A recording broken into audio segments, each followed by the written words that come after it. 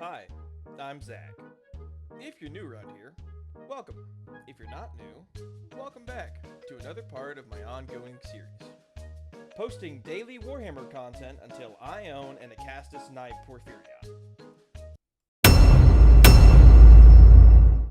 Normally, after I cover all of the variants of a single frame, I then move on to the next one and cover its subsequent variants. However, after covering the Questoris, the Dominus, and the Cerastus frames, I'm left with one more. And technically, I've already covered one of its main variants. So for today, let us talk about its other one, the Acastus Knight Asterius. During the age of the Horus Heresy, Acastus Knights were already extremely rare, but the Asterius variant were even more scarce than that of its brother, the Acastus Knight Porphyrion. Fast forward about 10,000 years to the contemporary timeline, and even among the greatest of the Knight houses, only a handful can boast that they have one amongst their retinue. The Asterius' role in combat was that of a walking siege engine.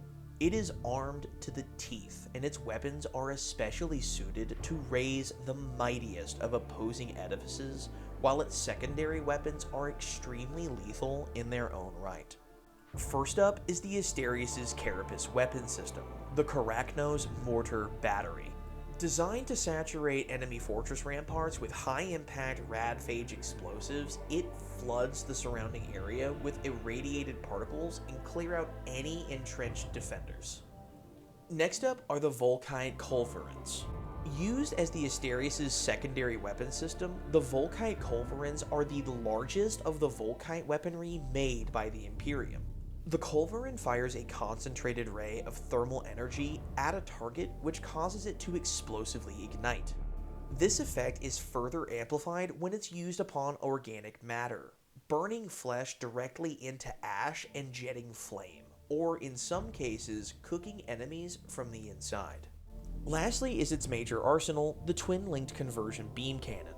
This weapon is devastating at range, as it fires two beams of pure antimatter that only grow in intensity and power the further it travels. However, this only works up to what is referred to as the critical distance point, the point at which the beam begins to lose coherence and dissipates.